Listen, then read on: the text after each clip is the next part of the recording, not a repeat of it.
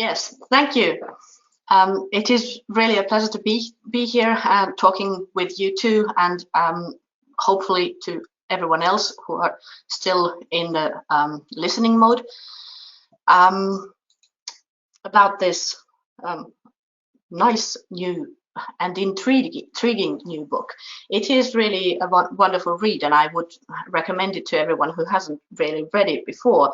But you might perhaps, or we might perhaps begin with talking about the two first ones of the concepts, of the big concepts in this book, and then move on to the third one slightly later on. You talk about emotion and sense, and the separation thereof, and then the pulling together of them. How new is this combination of emotion history and history of sense or senses, and why do you think it is important to reunite them? If I may go first, Mark. Hello, everyone. Thanks so much for coming. Yeah, I mean, I think the point that we begin with in this book is that the study of emotions and senses in history began as not being separate at all, but actually the initiative in the Annales School in the late 1930s was to actually look at the affective life in total, which included a situated sensory and situated emotional experiences of life. What we've found, especially in the last 20 years of a kind of bloom in both the history of emotions and the history of the senses, is that these two categories have been parceled off from each other and treated, whether intentionally or not, as discrete things, which can be in a way disentangled. And it was funny when Mark and I met initially a few years ago. I think we both met with the same feeling of unease about our respective fields, mine being chiefly the history of emotions and Mark's the history of the senses, in thinking that it was a strange thing actually that we had two fields when we might actually only have had one. And that led us to make some speculative inquiries as to why we have two and not one. And the reasons that we came up with didn't seem very satisfactory from an intellectual point of view. And I'm going to pause there and let Mark speak, but I can come back to some of those senses of dissatisfaction. Yeah, Rob is entirely right. I mean, I would add that when we met, I was giving a talk hosted by David Howes at Concordia, and Rob was in the audience, and Rob asked me lots of interesting questions after the talk, one of which was, to what extent are sensory historians engaging with historians of emotion? And my answer was, well, not very much. And we had a drink afterwards and had a chat, and we were trying to fathom why that was the case. And of course, we both knew enough about Annales School historiography to know that it hadn't always been the case.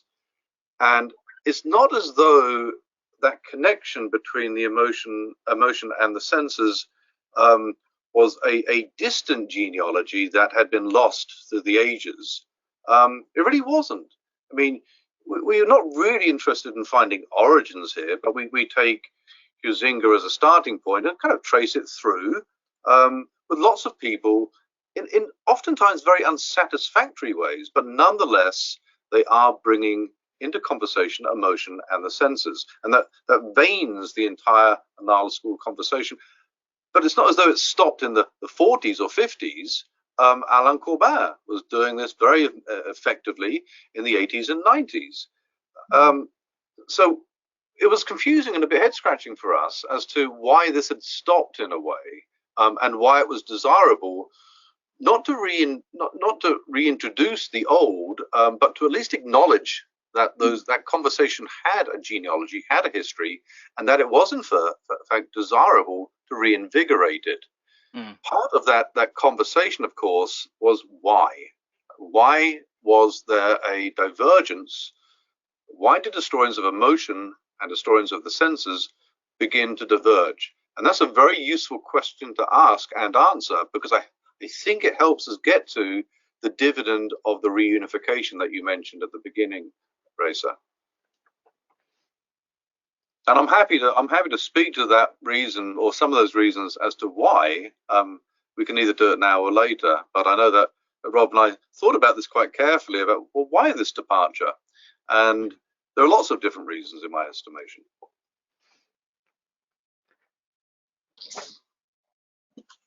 Yes, you mentioned Alain Corbin, and being a historian of the pre-industrial era or period myself, I sometimes also wonder if that separation of the senses and emotions is actually that big, because for the older periods, it doesn't always seem to be that clear. Maybe you could define a bit more what you mean, either with emotions or with senses, or where is that separation visible? Yeah, I mean, I came to a very clear understanding of that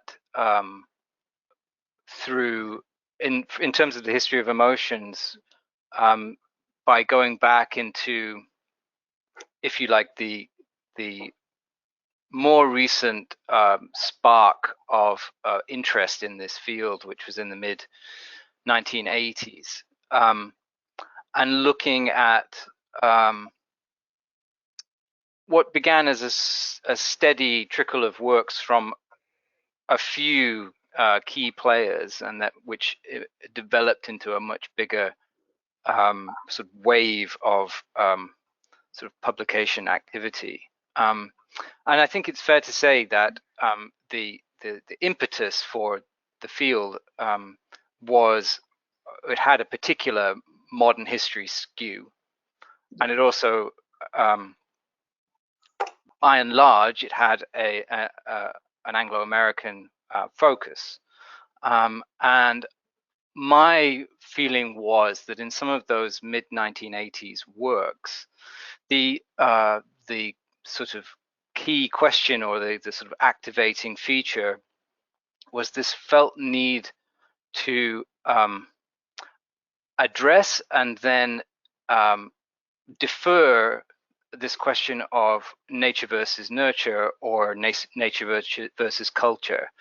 And you can see in a lot of the Stearns books from the mid 80s into the 90s, a kind of this prefatory discussion about, well, to what extent are emotions cultural or natural, followed by a focus on the thing that historians could get to most easily, which was expression, and a complete deferral of this nature-nurture question, which left that field to the psychologists.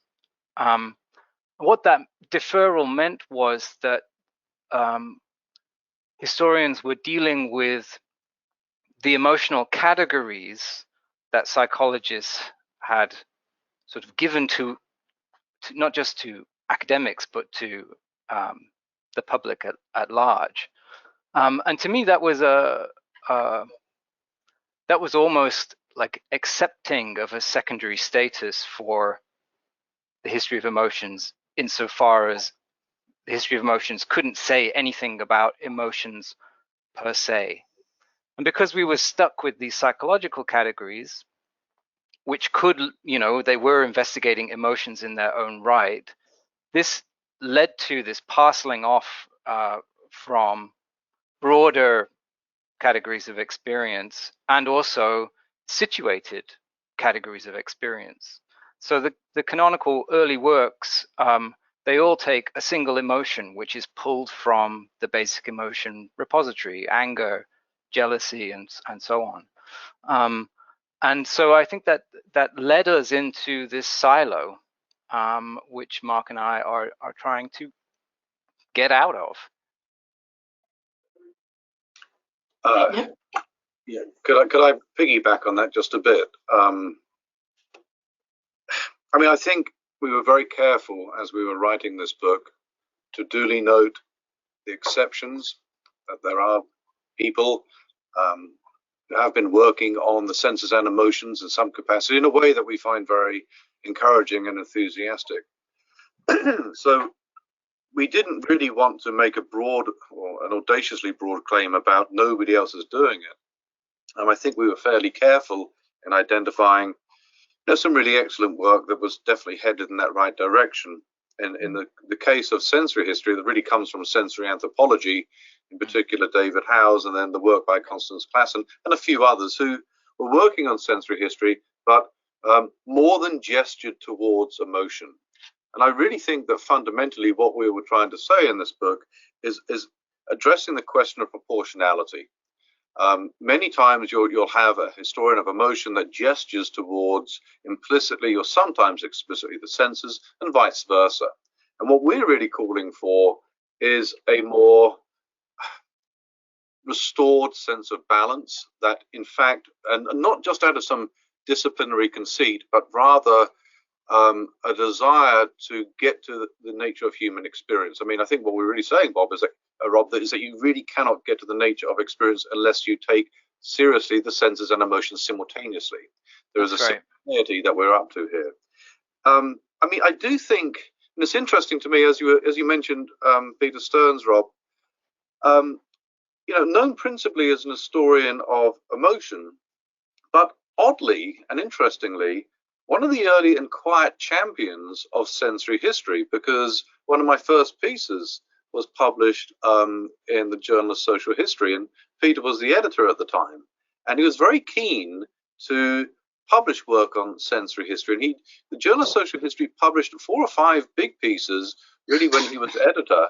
And he also was thinking about a behavioral emotion history, and he had an edited book on this. And I contributed a piece on the sense of race, the sensory history of race. So I think Peter was headed towards that, and certainly provided some of the infrastructure that allow us to have this conversation today.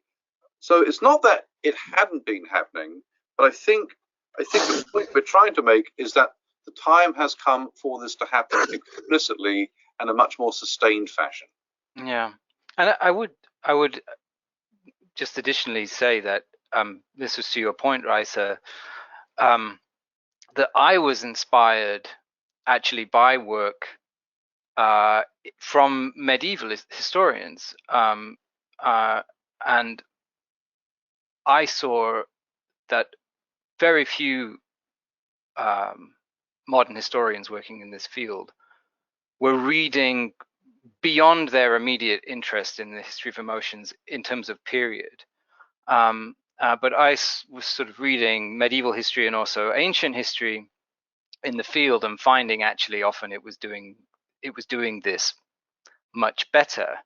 But of course, I think, thinking about Piroshka Nagy and Damien Bocquet's book Medieval Sensibilities already has this nice vague word in the title, which permits this sort of more holistic approach. But by then, of course, there's this question of how a work gets categorized, and I suspect that historians of the senses aren't picking up a book like that because it's listed as a history of emotions.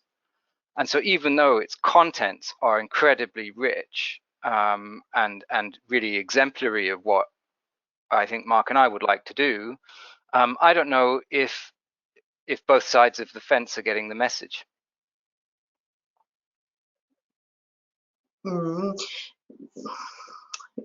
Yes, and I think there may be really a problem about reading beyond the boundaries, both period boundaries and field boundaries. So people not reading each other's works as much as they should be. You're quite right there, and the effort to overcome that problem is always welcome. So is experience your way of trying to overcome the categorizations and avoid separating things into categories and instead come up with a more sort of wholesome or even holistic view? What do you mean by experience? Okay, well, that's two big questions, not one. Yeah. Pick one. Well, I mean, I think I would say that when the idea of writing something for this series came up, it came up in Mark's hands, and he approached me about braiding history of emotions and history of senses, and my response was very enthusiastic, but I said, but to what end?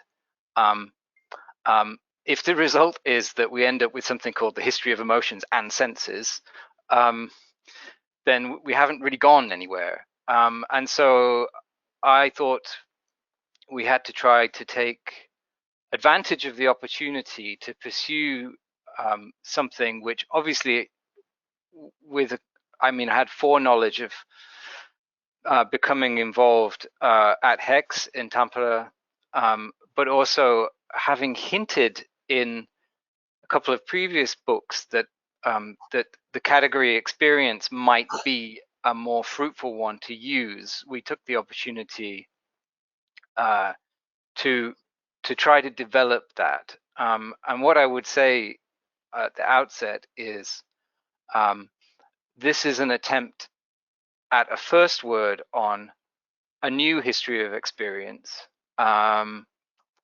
It's somewhat suggestive, perhaps provocative, and it's by no means complete. I don't even think I would call it a blueprint, but it's something to pivot around about what a new history of experience could look like. And a lot of that has involved saying what we don't mean by experience, because I suspect that a lot of people, especially if you have a long-standing interest in history, or you're a professional historian, then you may well have come across the phrase "the history of experience" before, and we want very carefully to disambiguate what we're doing from what has been done in the history of experience, and try to do something new. And I'll pause and see if Mark wants to say anything before pursuing what we mean by experience. So Rob is entirely right, and he pressed me to sort of make the case that we need to do something more than just bringing into conversation the senses and emotion. And to what end was his question, and it was a very good question. And I came at it from a slightly different perspective. While Rob was talking about experience, I'm very interested in that question. I was, but from a slightly sort of backdoor approach. I'm interested in re-experiencing and the way that the senses and emotion have been sort of dragooned into a modern function of consumption and re-experiencing the past. And as an historian of the American Civil War, of the American South and slavery, this is something that matters to me quite a lot.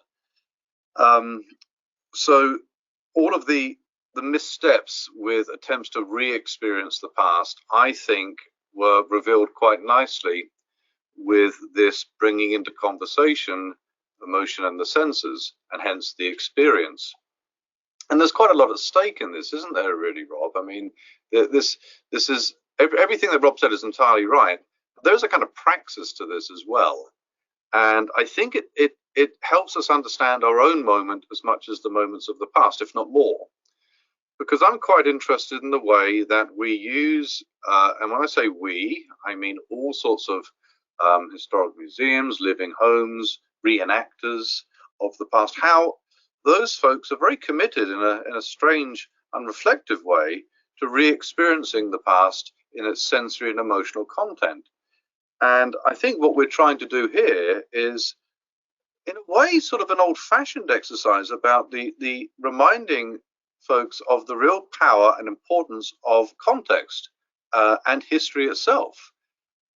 So, and I say old-fashioned in the way that that's something that I've always done, so I'm not sure that it's new. But there's something at stake there, isn't there? And the thing that's at stake is, can we really re-experience the past in its sensory and emotional meaning? And frankly, there's an ethics to it, should we want to.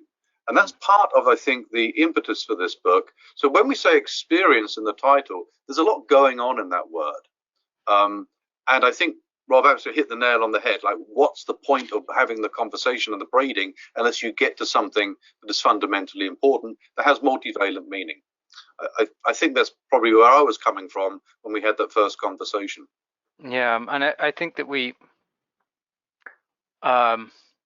where I kind of met that critical take on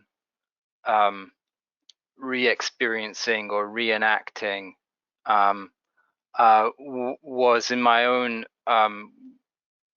sense of what it meant to write history, to be an historiographer, and what you could assume by virtue of simply being a human being. And I think fundamental for us was that we went back to a lot of previous works that had called itself the history of experience, which had at its core the idea that the historian could re-experience or reenact history. One only needed the inspiration, in a way, and to actually dispel all of those notions. And we were drawing very heavily on an influential article from the early 90s by Jones Scott, which was highly critical of the writing of history based on the evidence of the experience of the historian, and saying that, you know, there's nothing fundamental about being, say, a woman or a black man or you know, or being homosexual that gives you access to the experience of women or black people or homosexuals in the past, and that these things have to be historicized and situated, and in a way this involves a kind of surrendering of the self, the historian self, for the sake of rebuilding the lived experience of historical actors in context. So in that sense, I think Mark and I were both highly motivated to move away from the idea of re-experiencing as a possibility. The experience that we're actually after is something that we are detached from, and that involves an awful lot of self-reflexive work on the part of the historian to shed some of our most basic assumptions. And a lot of those basic assumptions concern knowing already what the emotions are and what the senses are. So we're saying we have to give those up and instead try to access lived experience in its own terms. That's rebuilding context, accessing what people say, how people express themselves verbally, physically, gesturally, materially, and really be inside an historical context. And to that end, our definition of experience didn't really depend on this word experience at all, but simply to appreciate how life was to the person who lived it, the inside view, if you like. All right. There's also talk in, or you talk about authenticity in the context of how it really was like to the person who lived it in the past. Could you say something about that? What does authenticity mean in that context? Well, from my point of view, authenticity has two potential levels of meaning. On the one hand, there's the feeling that one's own experience is authentic. And insofar as that's the thing that we're interested in, then that's something that we have to, that's something to explore. That's an object of historical research, the way that people experienced authentically. The other level is something that I've noted cropping up, usually implicitly, but sometimes explicitly, that there is in fact an authentic experience that if only we could peel away the levels of culture and period and discourse, we could get at what's really going on, how someone really feels. And usually I see that presented as a problem of how can we get at what they really felt? There's all this cultural mess in the way. We have to clear it away. And my thought on that is that that's a bogus assumption, that there is no unmediated experience, and there is no essential or purely biological feeling that takes place outside of a culture at any point in what we call history. And that means that this quest to find the authentic experience is a bit bogus. And so that focus was in a way sort of shot across the bows of those people who think that there's something to separate out there when there isn't. Yes, I think that, as Rob said earlier, this isn't even really a blueprint of a book, but if there is something more than a sort of partial trellis in this book, I think it is this tackling of the question of authenticity. I think that we're quite enthusiastic and firm about this issue, and I think the reason why is because this quest for authenticity says a lot about our own imperatives and our own moment of historical writing, and more than it does about people in the past. It seems to me that this quest is not just bogus, but actually quite dangerous. Because what does authenticity get you? Why do we want it? And it strikes me that this is a highly modern conceit driven by all sorts of things. Funding mechanisms, getting people through museum doors, telling them that this is how the past really smelled, how it really felt. And I find this to be deeply disingenuous, not only because I think it's an impossibility, but because it misses the mark. The entire point of our exercise here is to examine the messiness of it, rather than package this in a highly consumable fashion but then is somehow pleasing to a modern consumer. I mean, we're not Walmart, and I'm glad we're not. History isn't those things, and I don't want it to be those things. And I think fundamentally a very important part of this book is that shot across the bow, and I think it's a useful thing. And it would probably aggravate a few constituents, but we're not out to aggravate. We're out to open up the conversation. And for a long time, I think that conversation wasn't being had in any sustained way.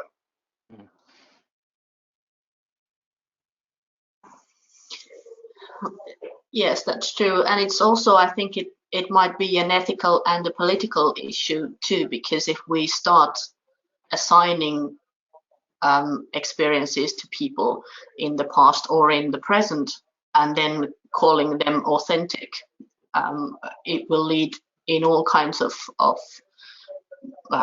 power issues and political issues, and we end up saying we end up censoring people in a way that might not be sort of acceptable. This might lead to a question from the audience in the chat box. Can you see both? Yeah. Yeah, so there's a question of the different kinds of emotions having different definitions and connotations. Say melancholy in the early modern period and in the modern era. Yeah. Would you like to comment on that? Yeah, it's to me that question of whether take a single emotion word like melancholy and track its meaning. Obviously, the meaning changes over time, and those meanings have to do with the whole cultural framework in which a concept is lived. So that I mean, one only has to kind of ask oneself, if you're an English speaker, what it means to be melancholic today. You will definitely come up with a different take than someone from the 18th century or from the 17th century or from ancient Greece. You know, there'll be a different physical explanation and a different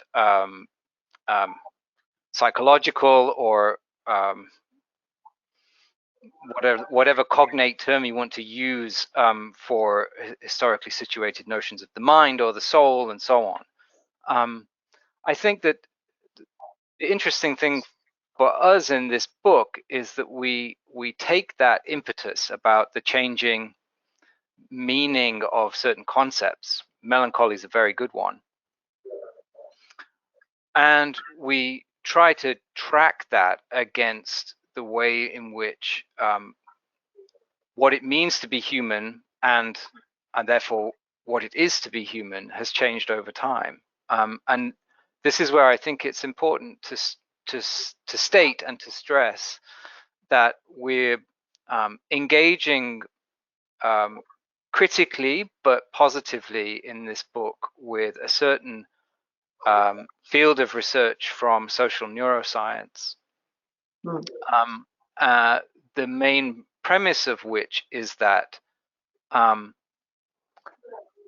situated concepts have a role in forming the experience of a person. So all through developmental stages of life into adulthood, the concepts that you use and the cultural field from which they're drawn actually become part of the making of experience. And our addition, if you like, the kind of the historian's rebuttal, although it's sympathetic, is that, well, yes, this is actually a dynamic process that accounts for the instability of these things. It's not just that concepts are making experience, but this this embrained, embodied experience is also making and remaking concepts, and that there's this dynamic relation of the body and the world, or biology and culture. This is the central dynamic in our explanatory for why experience changes over time.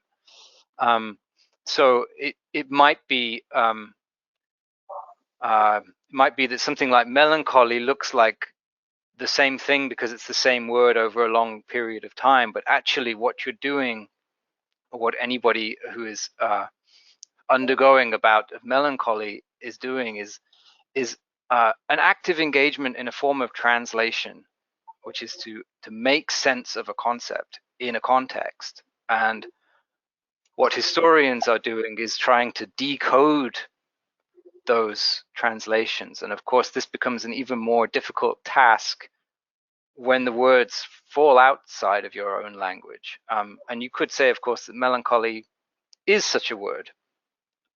It's Greek, and so tracking something like that is foundational for what we were trying to do in this book.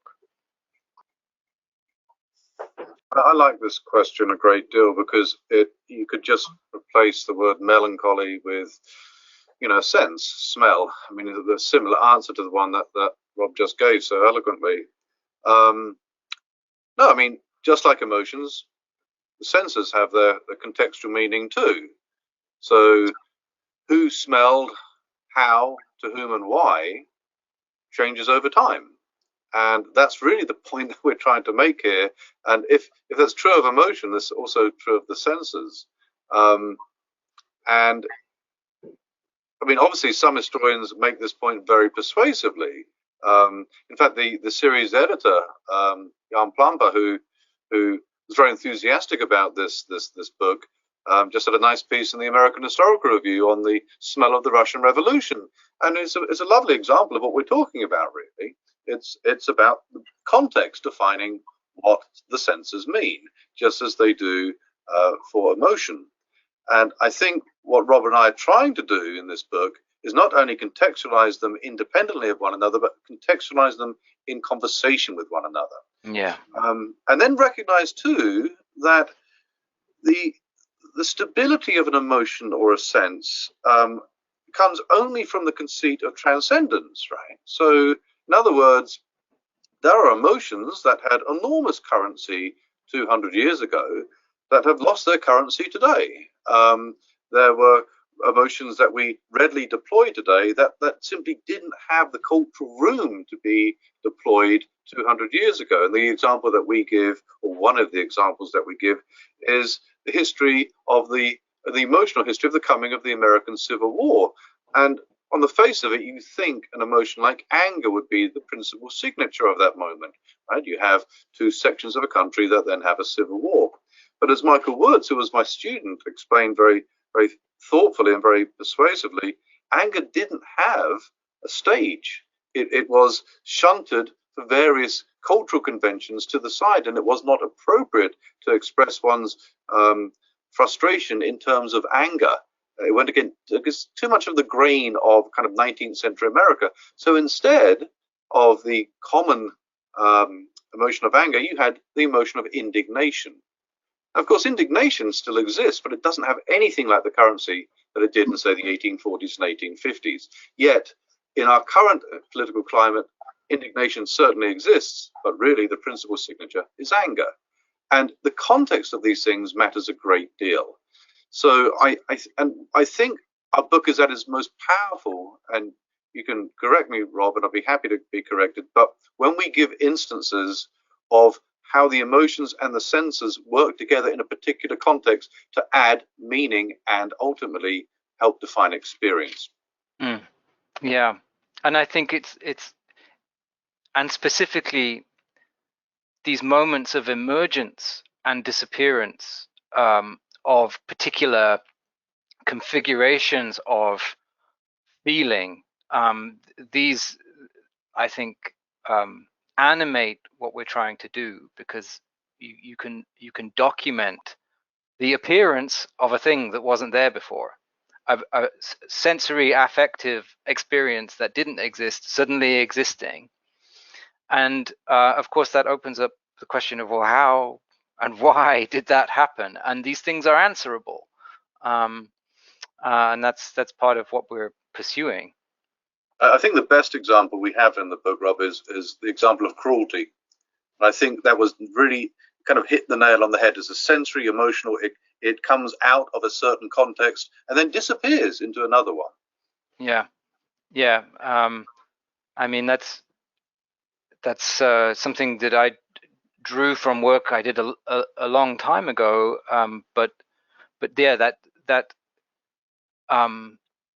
coming together of a particular context, particular class antagonisms, particular urban-rural distinctions, particular political sensibilities and political culture, all going towards trying to make a feeling that wasn't there before, which involves not just the senses and the emotions together, but also the way in which they're valued, so that how an actor might feel about having the experience is also in a process of change. And so we don't go so deeply in this because it's a short text, but there are enough hints there that you can pursue this. Yes, your work is really a theoretical and methodological work, or a conceptual work, rather than a collection of examples or case studies. And most of your case studies are from European world or Northern American world. But would you say that these things are applicable in other places, other cultures? Yeah, absolutely. I mean, I've acknowledged, I can't think how many times, what my limitations are as a researcher. And man, I've tried over the years, and I've taken on French and German and Spanish and Italian and Latin and Greek.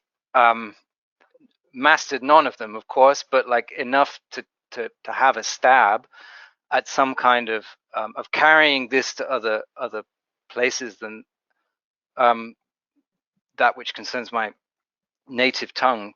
But I think the principal point for me for why we need to move off of emotions and senses as these primary categories of research is that it's not just other times, but other places may not have these categories actively in use as explanatory of their experience.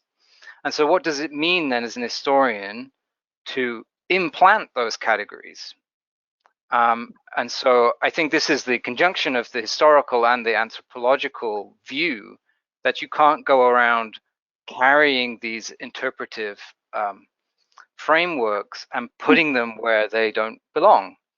And that's why we turn to this actually quite abstract category of experience, not to have a hidebound definition of what experience is, but simply to say that we're surrendering all of our assumptions and want to see it from the inside view, both in terms of time and place. And my call over and over again is like for more people to do this from an extra-European view. And there's been some, still a trickle, I would say, but it is coming.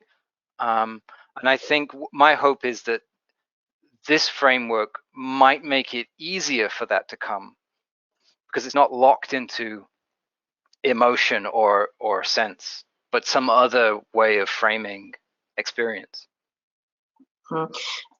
There are questions from the audience, but I want to pick up on one thing here, because you talk quite a lot about the brain body world and neuroplasticity, which actually sort of suggests to me that if the brain is bodily and culturally sort of formed or molded, that might mean that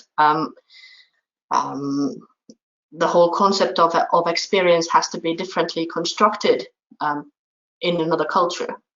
Yeah. So it might mean that it can be taken to study another culture and used to study another culture, but you have to reformulate it. And then it sort of has to be done from within that culture.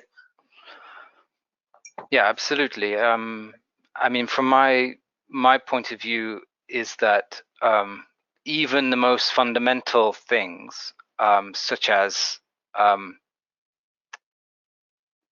subjectivity conceived of as like the first person I, might not exist as a foundation for the experience of an historical actor. Or at least one cannot assume that such a thing exists. And so the idea of reconstructing lived experience within the context of historical actors has to be open to relatively alien notions of what is. And the example that we deployed in the book was to go all the way back to Plato's cave and the people in the cave who see shadows on the wall, but experience the shadows as the objects themselves and experience the fire as the light from the sun. And to ask, well, what does it mean to perceive the world from within this view?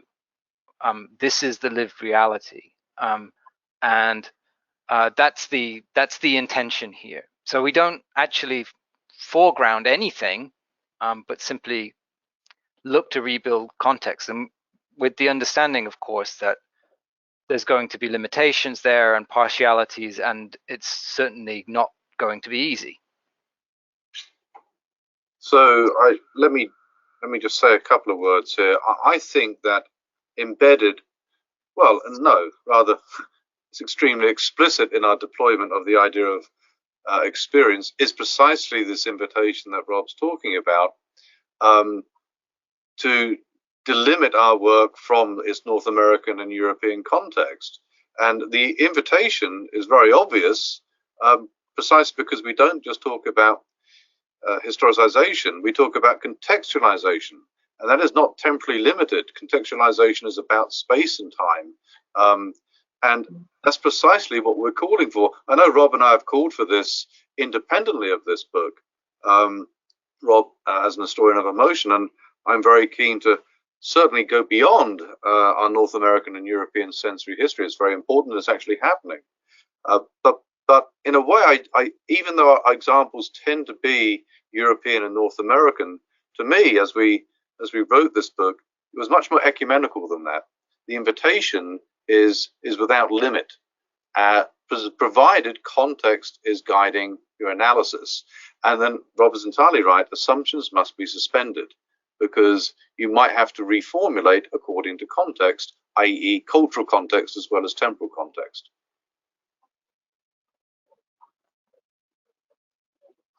Yes, I'm taking a question from the medievalist person in the audience, who's working on senses and education mostly in the 13th or 14th century England and France, and is wondering how you see your work tackle phenomenology and the inherent difficulties of presenting interpretation embodied knowledge and experience using the written word.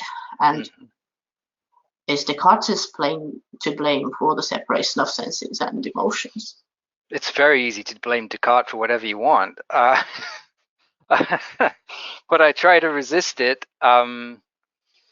Actually, I've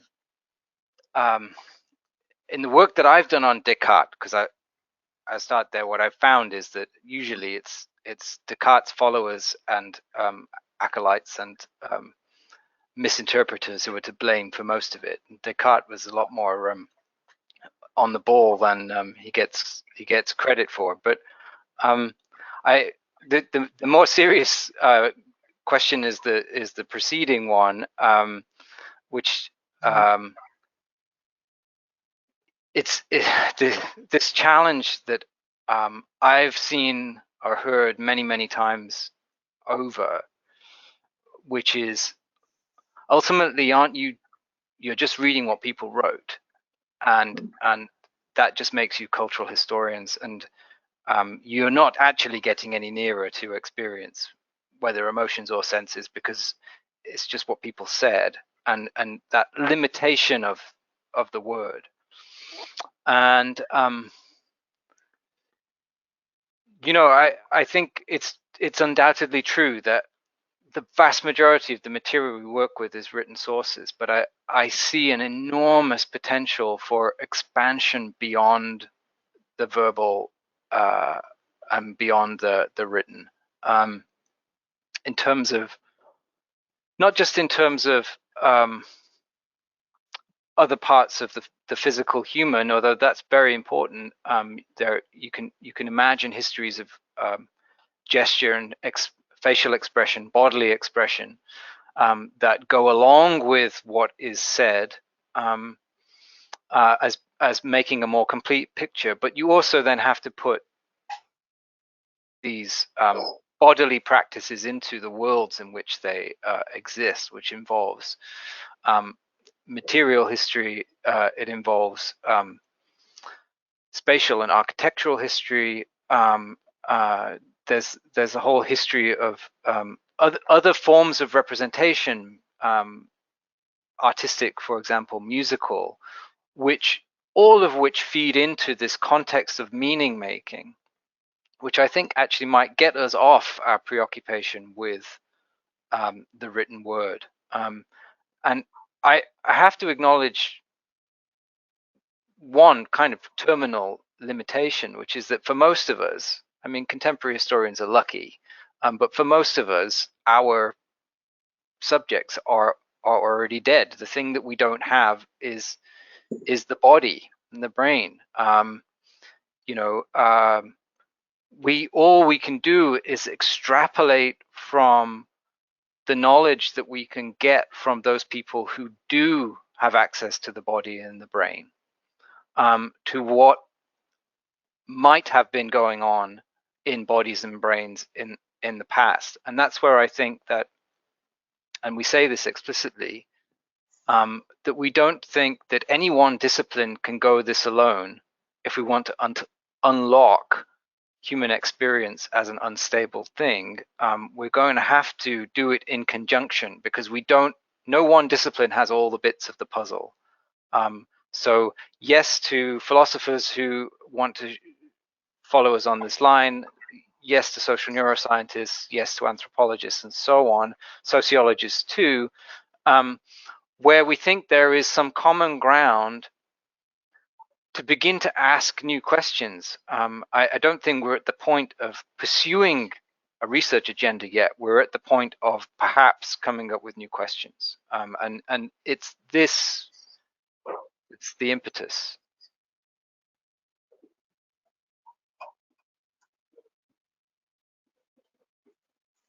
Mm-hmm. Yes. Another question from the audience. Can you conceive of a history of experience that does not include emotion or sense, both or either of them? Oh dear, that's a very good question, isn't it? Can I conceive? Well, I suppose the answer would be yes. An emotionless history as a counterpoint to emotion. People who are denied certain sensory experiences. Okay, but nonetheless, the counterpoint is the pre-existence of emotion and of the senses. I mean, I'm guessing here, and I'm sort of reading between the lines. Is this a shout out to intellectual history? I mean, is that where this is coming from? But I think we make the case in the book, don't we, Rob, that intellectual history is extremely valuable in this, but its disconnect is with precisely the point you just raised, the disconnect between the word and the experience, or a different kind of embodied experience. I don't know. It's a very good question. I have to, I'd be interested in what you have to say, Rob. Well, to be honest, I've had that question before from some of my colleagues at Hex, because there's a whole bunch of us working on the history of experience, but by no means all of us come from a background of the history of emotions and or senses, and so they're coming at it with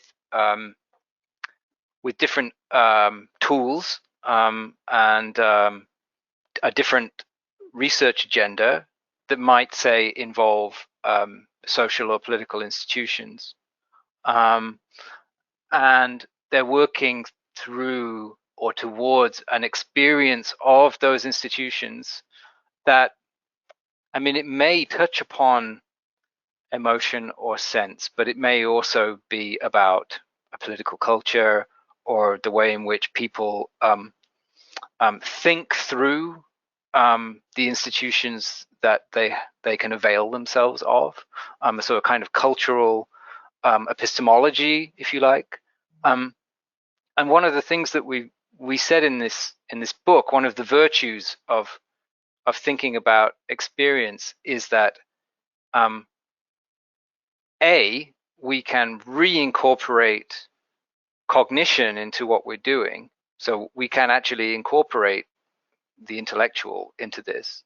But also we can think in terms of belief, whether it's religious or, other kind of culturally held, even something like common sense. I don't know if that falls within the history of the senses, Mark, but, it's certainly not common, and nor is it stable. And it seems to me that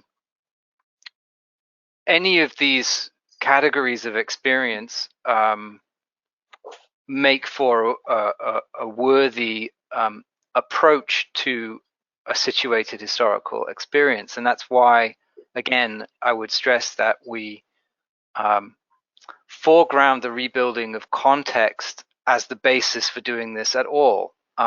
So I'm not going into anything expecting to find or even looking for specifically the emotions or the senses or both or its entanglement, but actually trying to work out, we say this in the book, a sort of neo-Rankian vision of how it actually was, but not in an objective way, but how it actually seemed, what it was actually like for the person to live. And that, of course, doesn't necessarily always involve emotions and senses. It's everything.